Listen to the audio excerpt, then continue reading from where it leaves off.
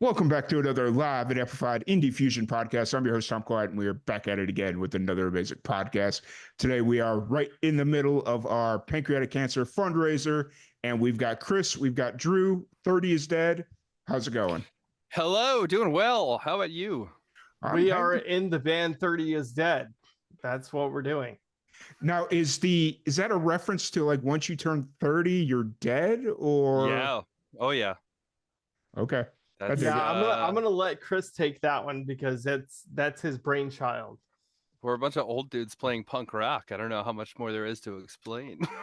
Fair. Well, okay, so it is a common internet phrase that when you're talking about making it in the music industry, once you're past 30, 30 is dead.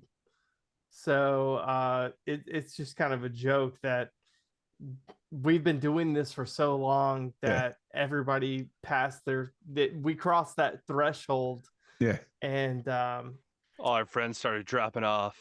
Yeah. Not in it anymore. And also because like this was the project, we started this project to just like kind of drink beer and hang out and stuff. So we were kind of like, whatever, like let's lean into it. And then now it's like the most successful project we've been in. Yeah, it's really weird. Right. And also bonus fact, I was part of the origin of this band way back in the day before it was called 30 is Dead. And when they named it that, they wouldn't let me join until after I turned 30. So that's true. How it is. They blacklisted you from the band until you turned 30. Yeah. He was literally begging to come to practice, and we were like, nope. Literally begging, yeah. Fair. You know, it's funny though, like that's how a lot of really good bands start, is they just start to either have a reason to hang out or whatever it is, and then because there's no real expectation to it, it's like, oh hey, this is actually something, you know? Yeah, absolutely. Yeah. But my buddy's band started off, he was just looking for a place to play drums, and a friend of his had a drum kit. They just started jamming together, and it turned out to be like a really good band coming out of Southeast New Mexico. So yeah, it's funny too because the group, especially me and our singer Joe, we had always talked about how like we've got different taste in music. Like we both like punk, but he likes poppier stuff, and I like more hardcore stuff. And we're always like, we can't play in a band together. Nobody's gonna like that. It wouldn't be fun. We'd butt heads. And then like that was kind of the sentiment amongst most of the group. And then it was like all of our friends had so many of our friends had stopped playing music and dropped off that it just kind of ended up where it's like, all right, well, these five guys with bizarrely different influences all get thrown into a room together. But I think it's become one of our biggest strengths because instead of trying to set out to play a style of music, we just kind of all play what we want, and it mixes and lands where it does. That's very true. And also the people that Chris is talking about who are our homies back in the day are giving us feedback on what we're doing right now. And it's like, it's beautiful to see how the scene we grew up in is influencing the art that we're making as like middle-aged adults. Is incredible. Right. So I do have to address one thing here. Drew, how much Bojangles do you have to eat to get that shirt? Oh, Tom, that's a great question, and I wish I could answer that for you, but you live in Colorado, is that correct? Texas. We have Bojangles. We have Bojangles. I go there all the time. Yeah. We take it over, Drew. Okay, hold on. Yeah, we put them on the Chris. We put them on the map. They have that shit over there? I didn't know. Yeah. We put them on the map. We told like California about it, and now they're like, oh wait, people know about us. Oh. Well, because so the funny story about Bojangles is I lived in I lived in Tallahassee for 2 years in like the northern part of Florida. Shout out Tallahassee. Hell yeah, man. Right. And so there was whenever I'd come home from work, there was a Bojangles right on the front entrance to the road where my apartment was. So it would be like it was a major Shout out the road. Yeah, I don't remember what the name of the road. I don't remember. Okay, all right. And so the first time I went, I was like, I don't know what Bojangles is, but I'm gonna stop and get something because I want chicken. And I pulled in. It's the place to go if you want chicken. Let me tell you. Yeah, and I was hooked ever since. So Dude, Yeah. all right. So I know Chris is gonna want me to tell this story. Tom, I know you're gonna want me to tell this story. I'm just gonna go for it. So Okay. um the band 30 is dead. We've been trying to find our own gimmick. Right from the very beginning. Being guys in our 30s and starting a band, it was an uphill battle. But when we were releasing our first EP, we kind of came together and decided, let's just lean into what we have going on so far. And what we had going on so far was we are guys in our 30s from North Carolina, and that's it. So what do we do from there? Luckily, Bojangles, which is a fast food fried chicken chain in the southeastern United States, had just released a hard sweet tea in order to, I guess, compete with the hard seltzers and everything that were happening at the time. And so we had a big EP release show where we said, if you come to this show, we are going to provide you with free booze in the form of Bojangles hard teas, free food in the form of Bojangles fried chicken and biscuits and fixins and gravy, and free other drinks, non-alcoholic, in the form of Bojangles sweet tea. And I mean, I know we might have some listeners that are not from the South, probably the majority, right? But I'm going to tell you right now, the North Carolinians that heard about that announcement were eager to jump on the gun right there. Right. And, I literally ate a plate of fried chicken while we were playing that show wearing this shirt. I went onto the Bojangles official website, spent about $200 to $300. They have a whole lifestyle brand. Joke. Yeah. I bought the whole Bojangles lifestyle brand of clothing, and we really made it count. We definitely we went the extra mile in purchasing everything that I needed to be nice in official Bojo stuff, and we played that show and had a great time. I was literally blackout drunk by the time we got off stage, but it was a success. It was the best time ever. They were the best of times. They were not the worst of times. Nice. Yeah. I will say though about Texas, all the Bojangles that I've been to here, they're all the gas station Bojangles, and they just don't hit the same. It's good, but it's not exactly the same. Yeah, I totally get that. Gas station Bojangles, I understand what you're saying. When I was in college, I experienced my first gas station Bojangles, and I remember looking at what was on offer through the window, and I was like, you guys just aren't doing it. You know, you gotta get it. You gotta get a Bowberry biscuit in there every now and then. It's like it's like grocery store White Castle. Right. Yes, exactly. You can't freeze it and put it in a box. Right. See, as somebody that grew up in Chicago where White Castle was abundant, every town had a White Castle, and it was a treat every time you went. When I left to go to school, I had to settle for the Walmart frozen White Castles. Yeah. And it was like eating the driest of it's dry. Like a sponge. Yes. So, yeah. Dude, I was in another band before I was in 30 is Dead, and we toured along the East Coast, and I'm still really good friends with all the guys I was in that band with. It's called Extinction Level Event if you want to look it up. But like, Chris is he was roommates with the vocalist in that band, and the very first time I ever went to White Castle was in the Midwest, and it was like, let me do the Harold and Kumar order. Let me get absolutely everything that I can and get fucked up on this experience. White Castle. Yeah. Yeah. And Americans watching this video right now, if you've been to White Castle in the past 4 years, it's not great. It's not the cleanest place you've ever been to. No. But it's incredible. I love those tiny cheeseburgers. Just make me want to burn this whole motherfucker down. Like, well, I'm going to take this soundbite from the Bojangles conversation and I'm going to hold them hostage to make a donation. Yes. There you go.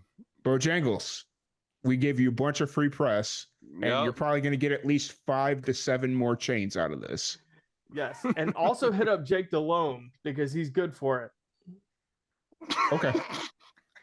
A random shout out to Jake DeLome. He hasn't played a down of football in 10 years.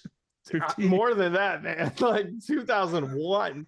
Fair. I was sitting here, I was like, when was the last time Jake DeLome played? But hey, let's not start talking about Panthers football. We're just gonna get sad. Well, it may make it a little bit more interesting because I am a Chicago Bears fan.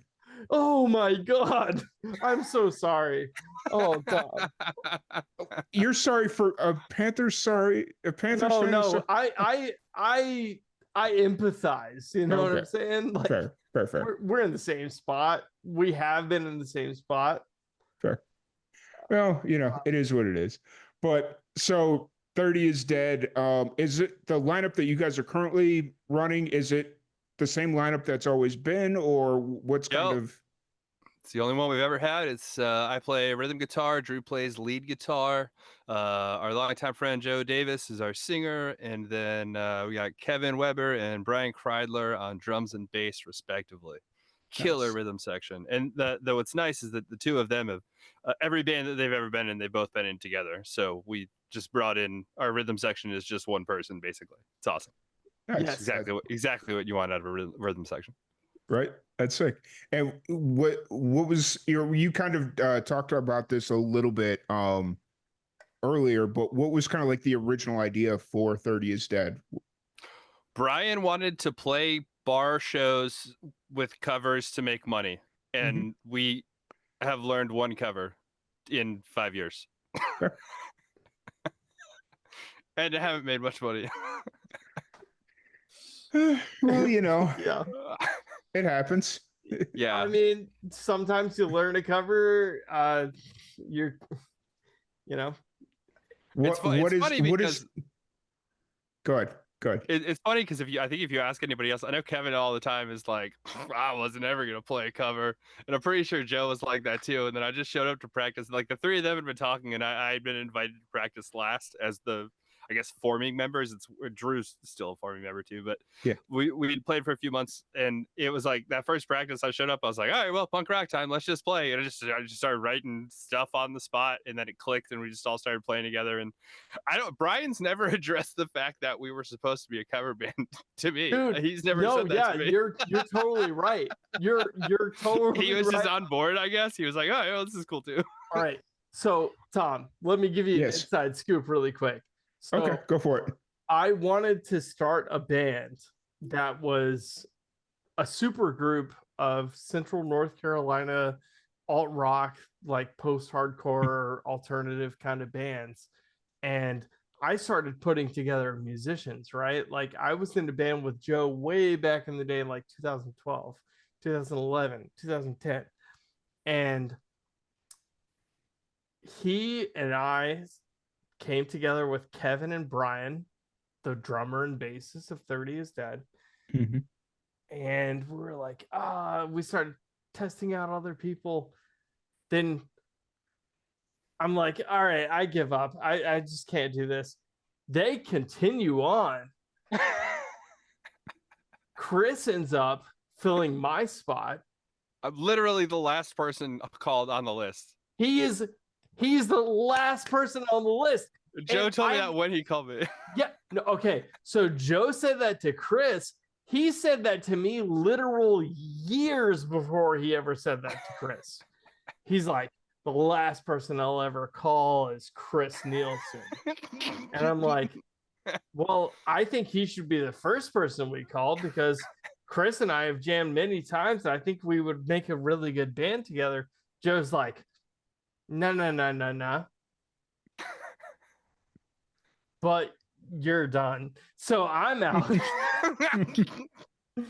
Chris starts writing the core songs with the band, and things were going pretty well. But one day, Chris, correct me if I'm wrong, but like all of this was happening during COVID, right? Like in the heart of it. Just before. No, we had booked our first show.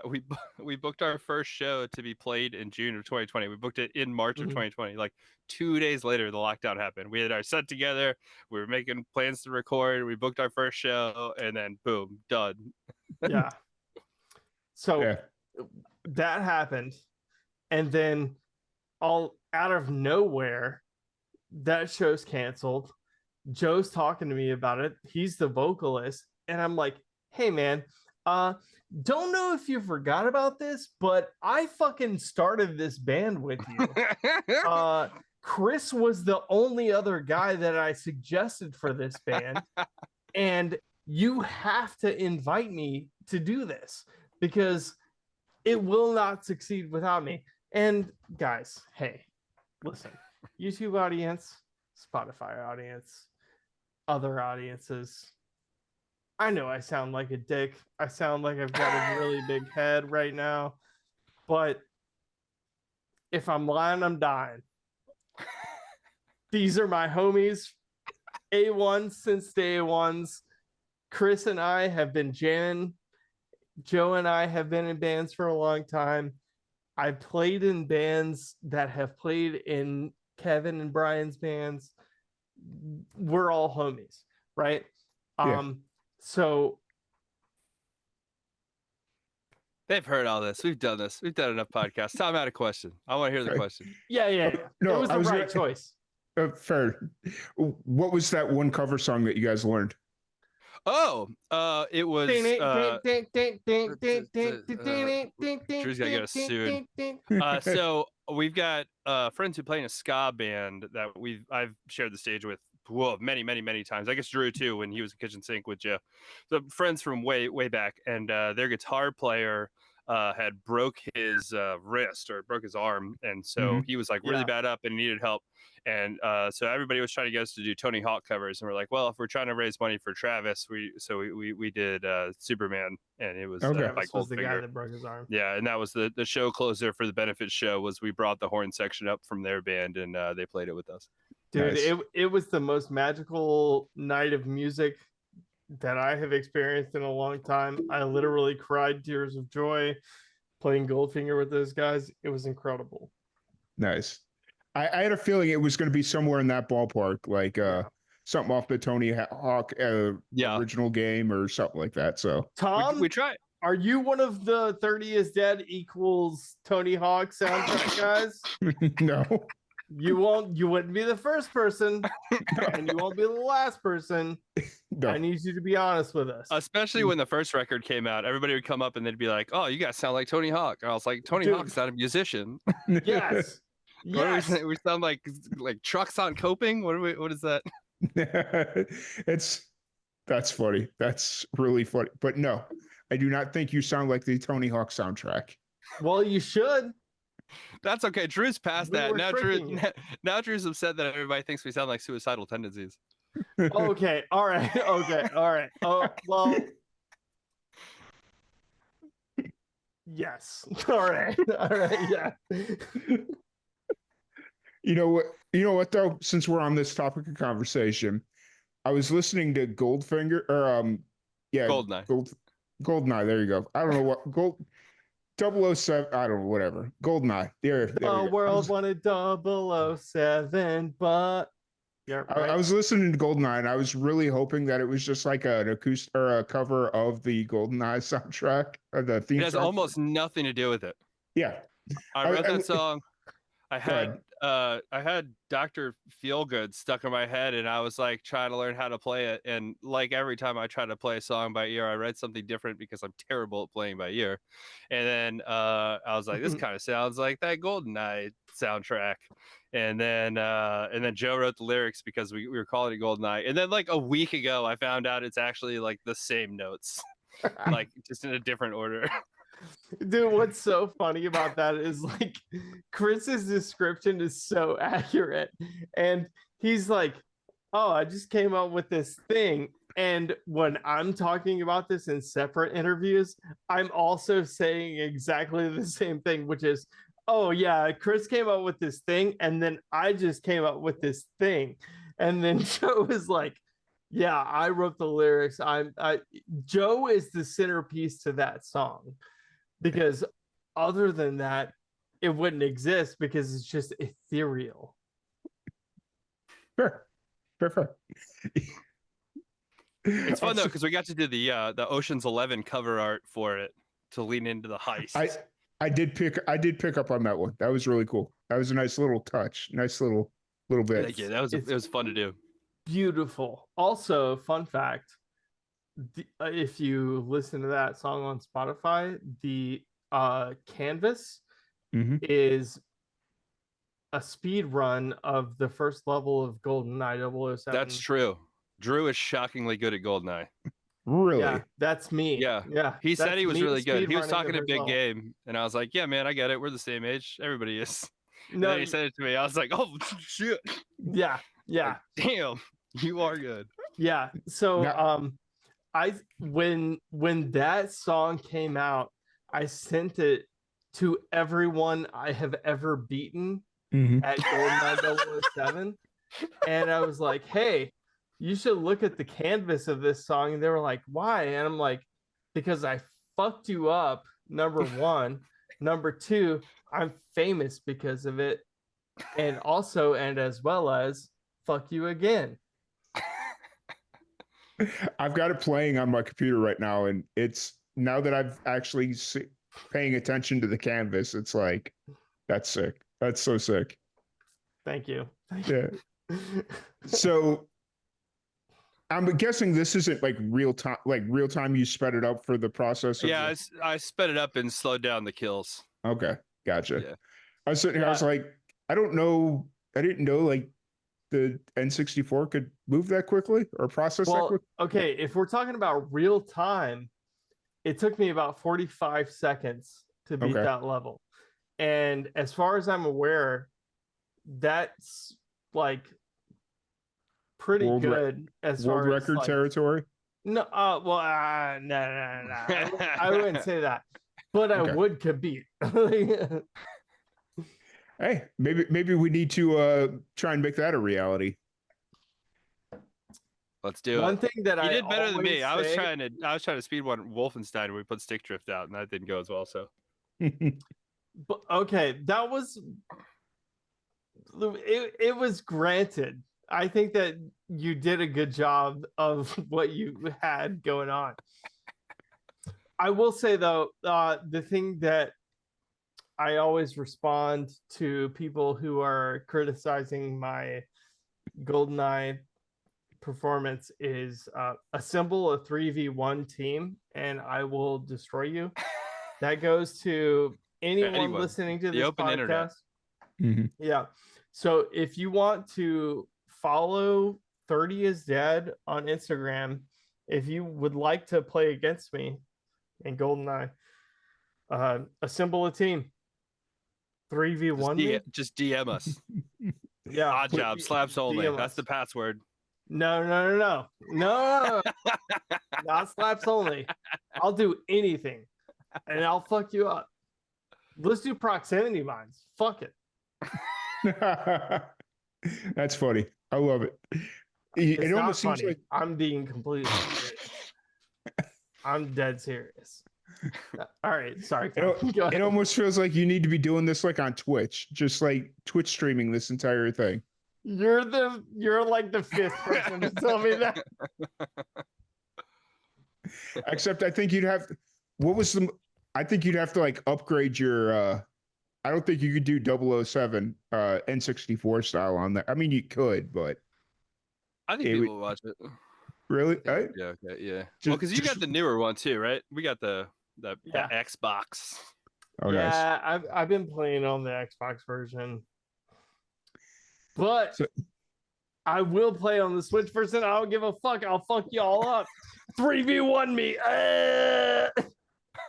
I love it. I love it so much. I would just actually watch that experience. Like my favorite thing to do is go on YouTube and watch like cocky people get annihilated on video games. Yeah.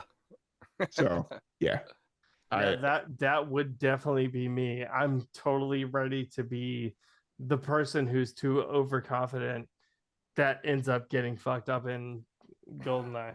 Yeah. sure. But I wouldn't because I'm The so clips good. would be amazing. The meltdowns, all the control, the button stuck. God. So fun fact, one of my homies that I used to live with, his name's Ethan Coates. I'm gonna send him the recording of this video after it comes out. But he was telling me, yo, is that you playing GoldenEye during that song? And I'm like, oh, well, of course it is, man. Like I'm awesome at this. I'll 3v1 anyone. And then he started messaging our mutual friends, hey, Drew is not joking. He will literally 3v1 you. And so I've been like sending him little clips of people. It's incredible. Nice. Oh man, I don't even know where to go from this after this one. So it's like, cool. So Well, Tom, if you don't know where else to go, go to what are the Bojangles. other songs that you've heard from 30 Days that you like? So we're going to Bojangles. Okay, fair. Go. I mean, we're talking about Bojangles. I'm in. fair. So, Goldeneye, it's part of your upcoming EP. You said you have one more song to release off that. Yes, we got another song called "Sugar Free Psycho" that's coming out probably in January. And the EP is called "Tear," and it is 5 songs with 4 noise interludes or 3 noise interludes and an epilogue, which is fun. Just a bunch of not. It's really fun. Like, it really sucks that we live in a world where things need to be like waterfalled for anybody to hear them, because we're all big fans of, like, you know, records as a cohesive work of art. I think every musician is. That's so cliche. Of course. But so, like, we get to when we work on them, we work on every record as if it's one piece. And especially because we stretch the genre of punk so far that we really like to see if we can be like, okay, well, like because if you think about it, if you talk to someone and you said, I like punk, they could think you're talking about anal cunt. They could think you're talking about Avril Lavigne. And so I want to put out a record where we've got like one of both. Okay. And so that's kind of our approach to this. And so I think with Tear, the first record we put out was an EP called Rip. This one's Tear. Rip and Tear is the tagline from Doom. That's kind of where we got that. And but so with Tear, I feel like we were like, okay, let's make it weird. Let's do a GoldenEye, and then let's do, did you get a chance to listen to Take Out the Trash? That was the last one, everybody. Yep. Yeah, so that one we're like, all right, well, let's see if we can like almost go metal. And then so that'll be out in January, and then the noise tracks will get added to it sometime after it. But if you want it now, it's on CD and cassette, and you can buy it and listen to it already. Nice. See, you guys are doing what I've been telling a lot of musicians to do, especially musicians that play a lot of shows and like are going out and playing a lot. It's like, because there's a lot of people that still love that physical media. Absolutely. Like the CD, the vinyl, the cassette. Is the market for cassettes pretty good right now, or is it just kind of like it's funny because so we did the CDs and cassettes primarily because we manufactured them ourselves, and they're the easiest ones to do. I wish I could do vinyl. And I thought cassettes were kind of dead because they had originally come back because people had old cars with cassette players in them. Yeah. But it seems like that market has kind of shifted to CDs now, and cassettes have sort of taken over for like the vinyl records. So if you think of like where like millennials who would have been like pseudo ironically collecting vintage vinyls, now like Yeah. the Zoomers are kind of doing that with cassettes. And I will say, out of every version that we have, the cassette is my favorite sonically. Like listening to it, I think it adds a lot to it. Cool. Nice. One day we'll have it on vinyl. That might be my favorite. Right. Once you do the vinyl, I'm all over it. Like that's all Yeah. me. I got you. The reason I say that is because like if there's any way to make music work on all levels, like and making Spotify promote the album and promoting your show, it's by having that physical media, release it up front. So when you're out at shows, people have to buy it. Totally. And they're not like, oh man, I can just go listen to it on Spotify. It's like, yeah, eventually, but you want to listen to it right now, not. Well, yeah, we put download cards and everything there. I think what I like about them is that we made them so that they're like these bright neon. Like that's it right there. That's RIP. I don't think I have tear sitting here, but yeah, and I think people like them. And a lot of times, man, like you got to see a band and you just like want to support the band. You go to the merch table after the show. You want an excuse to give them some money, and so having them on the table and being able to charge just like $5 or $10 for them, like it's a good price point on the table, I think, for people. And a lot of people don't have cassettes. I think they think they're cool just because it's like, oh shit, you guys have these. Right. And have they started like manufacturing cassette tapes again, or are they still? Oh yeah. So actually, shortly after we put out RIP, I was reading a comic book and I saw that Guardians of the Galaxy just did a big anthology on cassette. And then like, what was it, Drew? Like maybe like a month later, we saw this snippet from like some local Fox affiliate that was like, "Would you believe cassettes are back?" And I was like, "It's over, guys. It's dead. We can't do it anymore. They found out." Yeah, because totally right. Because I remember, like, I was looking at doing something cool as like little giveaways, doing like the old school mixtapes. Yeah. Because I actually have a two deck cassette recorder where it's like you put one in and then you can just kind of run it out.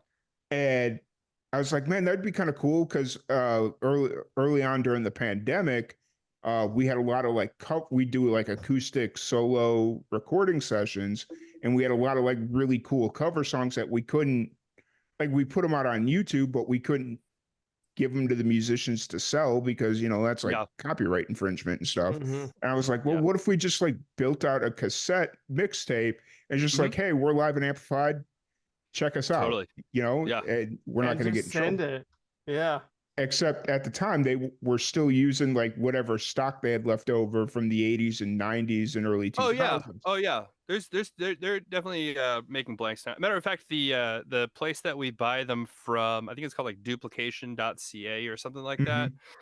They make bespoke. So when you order them, you actually can like have them give you the specific length of tape that you want, which is nice because it lets us do like some really cool manufacturing tricks where we like basically had it the right length. So RIP has a couple noise tracks on it too, and the way we did it with that is we just had the noise tracks were longer than the blank tape, so when you're listening to it, the music kind of fades out, like descends into nonsense, and then it keeps going until it click and flips, and so it never stops playing. There's a lot of cool stuff you can do with them. Nice. Yeah. That's really cool. I'm glad they're back manufacturing tapes. Yeah, same. You know, I probably won't buy cassettes because that's just not what I collect. I collect vinyl. That's my deal. But, you know, me too. That's I wish we could have them so bad. Yeah, the CDs were the real mind blowing thing to me. The fact that people care about CDs is crazy. I think a lot of people are pissed off about streaming though.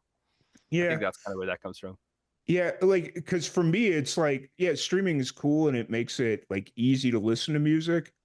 But I like physically owning something. Like if I'm paying money, I want to physically own something. So who knows? We'll see. I think there's enough. I think there's enough room in the market for all the above. It's just they've got to kind of figure out the hierarchy of everything. So totally. I guess I mean the other thing that's crazy to me is in this band, Drew can vouch for this, and for some reason in this band, every time we have all these crazy ideas, and we're like, that's fucking stupid. No one's gonna like that.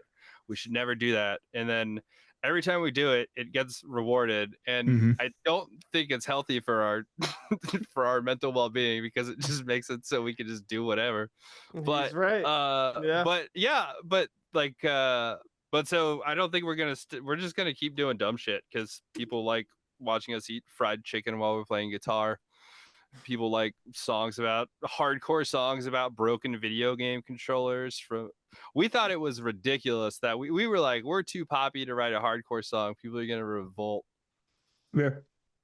Fair. I But you mean, know what? The subject matter is what's important, because I think everybody our age, because we're all in our early, mid, late 30s, everybody played video games. Everybody had, like, Totally. I don't care what you say, you played video games at some point in Mhm. your life.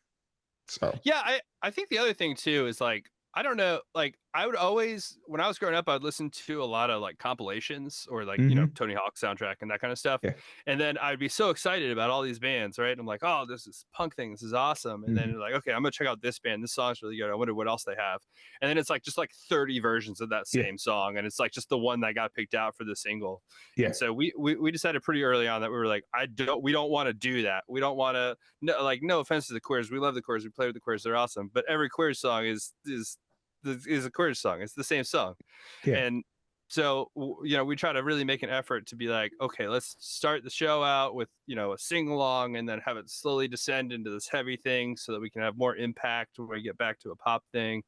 And Yeah. I think I want to see more I hope more bands start doing that, especially with the way that streaming, that one of the good things about streaming is that you can just kind of get away with doing stuff, because Yeah. people are listening to more diverse music now than they ever have, I think. Because it's so easily accessible. Yeah. So, Drew, you look like you're about to explode or something. I am number one. Exploding? Yes. Two, something? Also, yes. That's me. Fair. No, but really listening to Chris talking about how we have been pursuing this many faceted approach to this is what punk rock is. Yeah. And so like the Queers, perfect example, versus what we have going on now consistently. Yeah, it's easy to take a step back and say that's correct. Yeah. Nice. Oh. Yeah, I trust my homie on that. Yeah. All right, and also, and as well as, yeah. Nice. That's awesome. Yeah. Cool. No, Cool. but really, we put a lot of work into crafting what we're putting together for the next I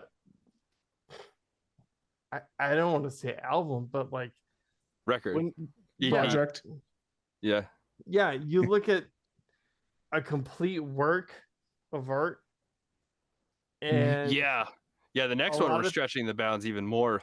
Yeah, a lot of people don't want to look at it the same way. Mm-hmm. A lot of people, when they are writing songs, they start to think of things as, okay, let's write a song this way, let's write a song the other way. Bringing them together is the hard part. Mm-hmm. 100%. Yeah. For dad. Yeah, because our backgrounds are all so different. I think we would have a hard time if we tried to write the same song again. Actually, we have. When we were like, everybody like stick drift, let's try to do that again. We were like, I don't know how to do that.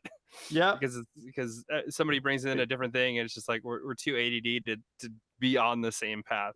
Exactly. Yeah. Nice. Fair. So, how often are you guys playing shows right now? Are you playing pretty consistently, or because it's wintertime on the East Coast. Thanks for asking us, Tom. Next Wednesday, we're going to be playing a show at Monster Canyon, Winston-Salem, North Carolina. No, yeah, that is a show that we're playing. We are slowed down right now, but not because of the weather, just because we didn't get shows booked. Like we were trying to. We've done so good. We're trying. We've been trying to do like 4 shows a month. We usually fall a little short on that. We usually end up doing about 3. And it works out to where, since I'm in Pennsylvania, we practice remotely. We've got this little box that my guitar plugs into one side and the internet plugs into the other side. Oh, nice. And it sends the real-time audio back and forth.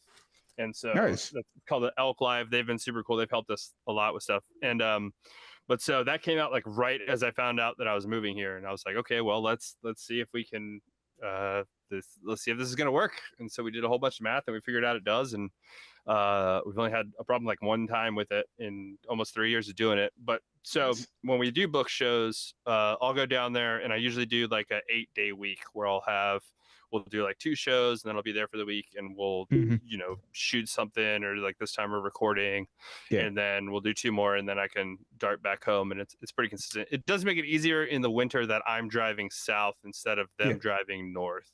Yeah. Because we were like, oh, we need to get another Pittsburgh show together. And I was like, yeah, whatever, guys. And Brian's like, April. I'm not doing it before April. Fair. I mean, I have the same rule. I don't travel north past like December. Like anything past December, I'm not going north. And then I'll come up like maybe March, depending on how far north. So yeah, I feel that. But yeah, I do want to thank y'all so much for jumping on and helping support the fundraiser for the Pancreatic Cancer Action Network. Really appreciate that. It's a deal near and dear to my heart, so really appreciate it. Yeah, absolutely. Yeah, thanks for having us on the show. Absolutely, Tom. We are super stoked to be able to support such an awesome cause. Yeah, thank you.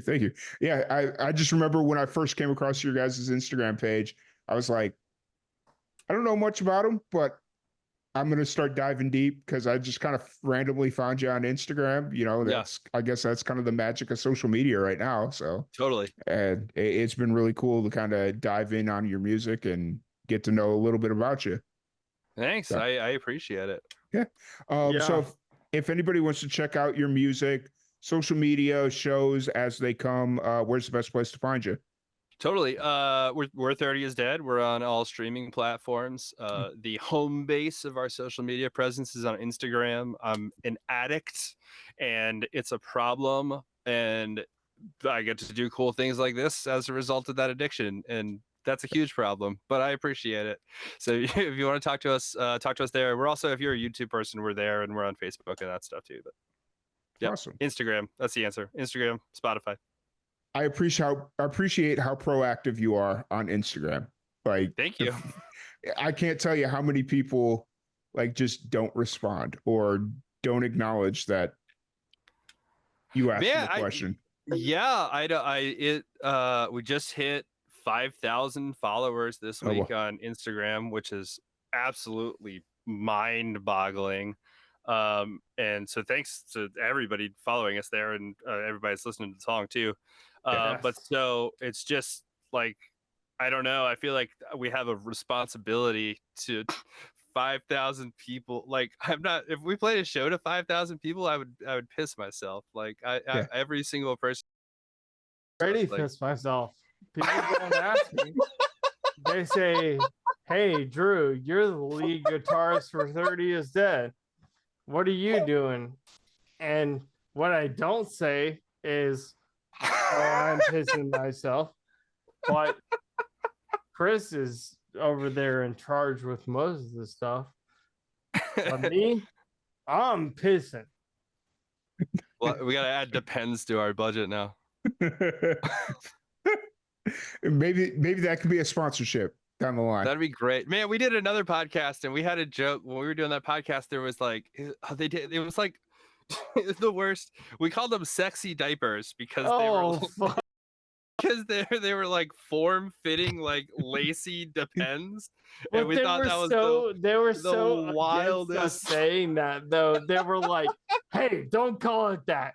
Don't call it sexy diapers." So And we were yeah. like, "But those are sexy diapers." And they were like, "No, no, they're not. They're not sexy diapers. Don't even call it that." So we'll Oh, have to get Drew some sexy diapers now for I'm when we down. play. Let me know where to send the tip jar note to, and Yeah. Hey, I will Tom? contribute to the cause. You ever thought about sexy diapers? Just today. That was my sexy diapers face. That's your pitch. Yeah, that was Well, my pitch. I will say this. It sounds like we need to arrange a trip up to at least North Carolina, maybe Yeah. somewhere in the middle. We'll meet you halfway. Nashville sounds good. I don't know. I just threw out a random city. I was like, yeah, Nashville's great. I thought he was gonna say Little Rock. Arkansas? I wouldn't put you guys through that hell. Like, I have some friends that are from Arkansas, and then I tell them, I was like, I'm so sorry, that Arkansas is literally, yeah. So It's rough. it is. It really is. But you all right there, Drew? This is what You guys happens. have ever heard about Arkansas? Little Rock. Drew, what did the Monster K do to you? He's melting. There's a slight